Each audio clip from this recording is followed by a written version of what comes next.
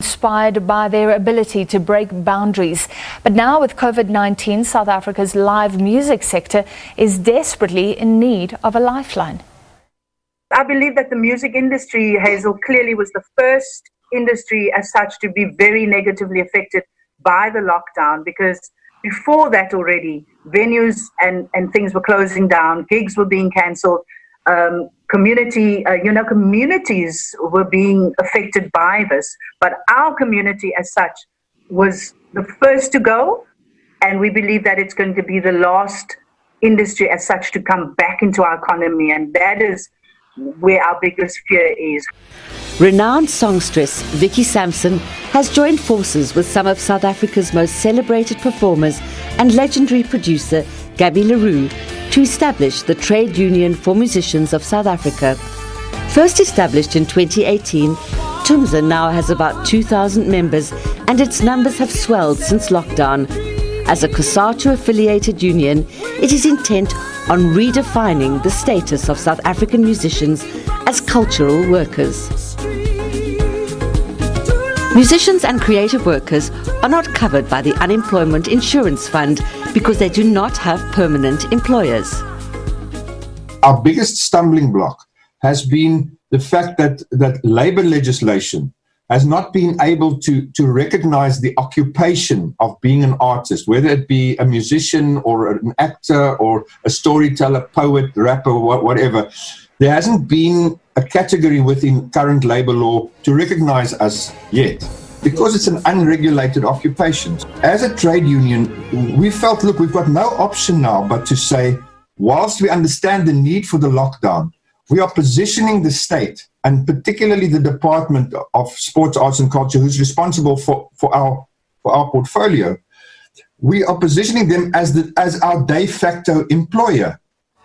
But even if they are classified as workers, musicians do not earn a minimum wage like other workers. And the burden of this crisis is falling on those who can least afford it, like Ocean View-based musician Jean America, who, in addition to having no source of income, has been living with the threat of eviction. I've been living here all my life. My connections is here, my work is here, my family is here. So me going there I'll just be another statistic to a criminal culture if I should move out of Ocean View. Although there is a moratorium on evictions during the lockdown, this is cold comfort for musicians who can no longer even afford to sing for their supper. Because it's lockdown, we can't get around, and internet, we can't go online, and so it's like there's obstacles. There is a way, but there's so many obstacles to get to that first point, and that's the hard part as an artist. TUMSA has approached the Department of Sports, Arts and Culture for relief with two principal demands. So simply, we're asking for a minimum wage of 3,500 and the protection that banks should be able to attach that, and then a payment holiday, so that during this lockdown period, when these disaster funds are payable, that musicians are not requested to continue paying debt. Relations between TUMSA and the Department of Sports, Arts and Culture have been troubled, particularly in the wake of the 150 million that the department allocated to assist artists, athletes and technical personnel in a relief fund. Of the almost 5,000 applications received from the arts and culture sector, a mere 232 applications were approved. This sparked outrage in the sector. We are still praying and believing, even 7 weeks into COVID-19, that we will be able to come to a resolution now, so that we can get that much needed money to our members and to the people out there who need them beyond TUMSA.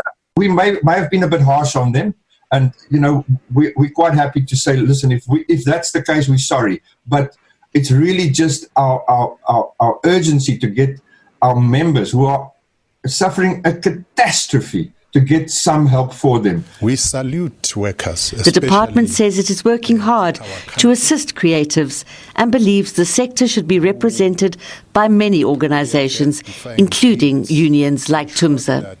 And it's not just government that needs to step up. The private sector that has supported the arts during good times needs to get involved during this crisis for the sake of the economy.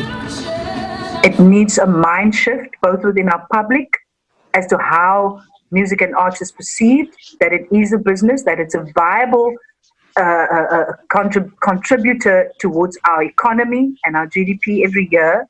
But how do we now form a better synergy with government and with business and with our sector?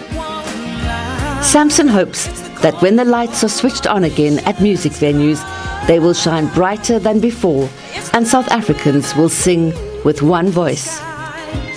At this point in time, I choose to believe the best, because you cannot replace a human voice, a live person, a live dance act with something artificial.